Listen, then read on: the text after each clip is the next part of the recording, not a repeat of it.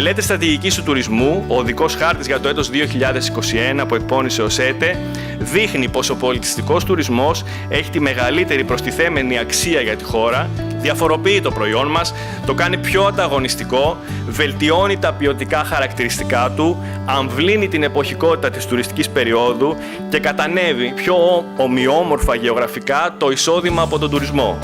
Γι' αυτό και ο ΣΕΤΕ επιλέγει σαν μες προτεραιότητες του να στοχεύσει στην ουσιαστικότερη διασύνδεση πολιτισμού και τουρισμού.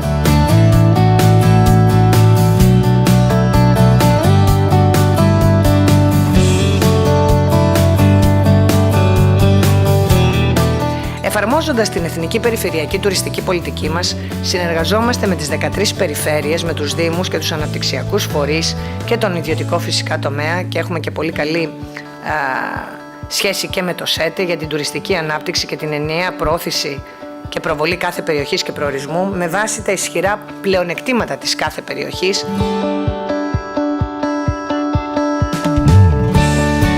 Η Ευρώπη μας καλεί, και μάλιστα έχει ορίσει το 2018 ως έτος Ευρωπαϊκής Πολιτιστικής Κληρονομιάς, να αξιοποιήσουμε τα μνημεία δημιουργώντας ολιστικά προγράμματα. Γιατί το σύστημα διαχείρισης των μνημείων της χώρας είναι κρατικό, κυρίες και κύριοι, δεν είναι δημόσιο. Τα μνημεία όμως δεν είναι κρατικά αγαθά, είναι δημόσια αγαθά.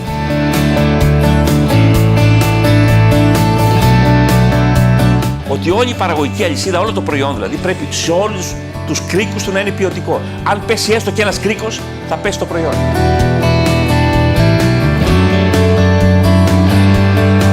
Δηλαδή πρέπει όλο το 24ωρο, όχι μόνο ένα 8ωρο, να είναι η χώρη ανοιχτή.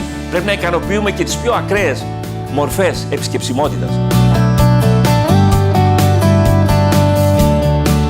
Και αυτή η διασύνδεση της παλιάς με τη Νέα Ελλάδα, ώστε να βγει ένα πολιτιστικό προϊόν που να μπορεί να έχει μια πιο ολιστική προσέγγιση.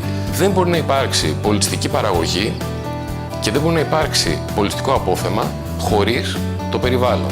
Και αυτό είναι και η βασική έννοια του όρου πολιτιστικό τοπίο.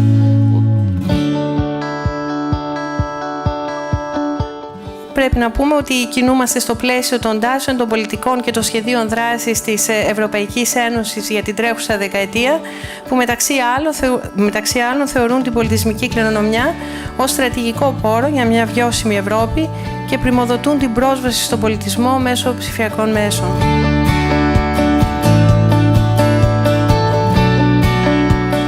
Από την άλλη πλευρά, ωστόσο, στα αδύνατα σημεία πρέπει να πούμε ότι έχουμε συνολικά περιορισμένο όγκο διαθέσιμου ψηφιακού περιεχομένου και διαθέσιμου ποιοτικού ψηφιακού περιεχομένου, όπως επίσης και το περίπλοκο θεσμικό και κανονιστικό πλαίσιο για την διαχείριση του πολιτισμού και των χρηματοδοτήσεων.